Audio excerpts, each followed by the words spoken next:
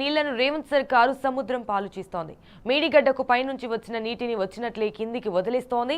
మేడిగడ్డ నుంచి నీటిని ఎత్తిపోసి ఇటు చెరువులను నింపాల్సిన ప్రభుత్వం వస్తున్న వరదను వృధా చేస్తోంది. వర్షాభావ పరిస్థితుల్లో చుక్క నీటిని ఒడిసిపట్టాల్సింది పోయి ఇటు సముద్రం పాలు చేస్తున్నది. కాళేశ్వరం నుంచి జలాలు వృధాగా దిగువకు పోతున్న కాంగ్రెస్ సర్కారు చోద్యం చూస్తున్నది. నీటిని పంపింగ్ చేసి నిల్వ చేసుకునే అవకాశం ఉన్నా వాడుకోవడం లేదు.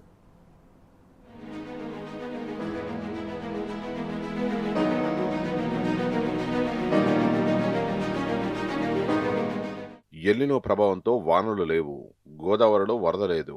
మరి నీళ్లను ఎలా ఎత్తిపోస్తారని సీఎం రేవంత్ పచ్చి అబద్ధాలు చెబుతున్నారు. రాజకీయ దురుద్దేశంతో కాళేశ్వరం ప్రాజెక్టును పడావు పెట్టి ప్రాణహిత జలాల్ని దిగువకు ఏపీకి పారకం పెట్టి ఇప్పుడు ఆ నెపాన్ని కరువుపై వేసేందుకు యత్నిస్తున్నారు. ఎన్డీఎస్ఏ నివేదికలను సాకుగా చూపి తప్పించుకునే ప్రయత్నం చేస్తున్నారు. ప్రధాన గోదావరిలో ఎస్ఆర్ఎస్పీ ఎగువ నుంచి దాని దిగువన ఎల్లంపల్లి, సుందిళ్ల, అన్నారం వరకు నిజంగానే ఎక్కడా వరద ప్రవాహం లేదు. కానీ ఆ బరాజుల దిగువన మేడిగడ్డ బరాజు వద్ద ప్రాణహిత నుంచి మంగళవారం రాత్రి 9 గంటల వరకు 1.22 లక్షల క్యూసెక్ల ప్రవాహం కొనసాగుతోంది. 11 టీఎంసీల ప్రవాహం ఉంది. అయినప్పటికీ వరద లేదని సీఎం రేవంత్ రెడ్డి పచ్చి అబద్ధాలు చెబుతున్నారు.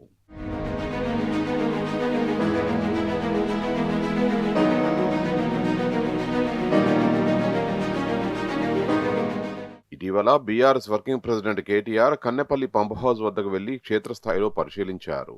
మేడిగడ్డ వద్ద జలాలు వృధాగా పోతున్నాయని, అక్కడ బరాజ్ వినియోగంలో లేకున్నా కన్నెపల్లి నుంచి నీటిని ఎత్తిపోసే అవకాశం ఉందన్నారు.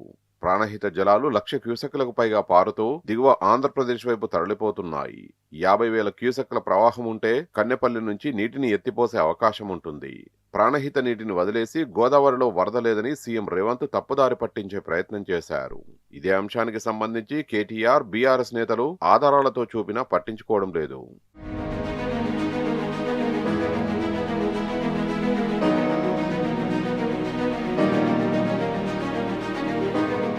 ప్రాణహిత నుంచి జూలై 3వ తేదీ వరకు 25 టీఎంసీల జలాలు దిగువకు తరలిపోయాయి. మేడిగడ్డ బరాజులో నీటిని నిల్వ చేయకుండా వరద ఎత్తిపోసే అవకాశం ఉంది.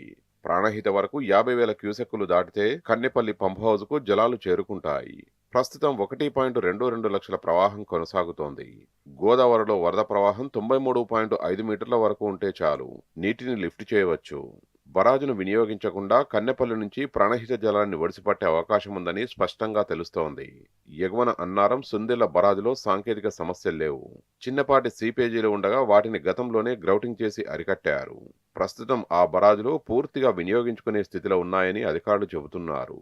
అయినప్పటికీ వరదే లేదు, నీటిని ఎలా ఎత్తిపోస్తామని రేవంత్ రెడ్డి అసత్య ప్రచారానికి తెరతీశారు.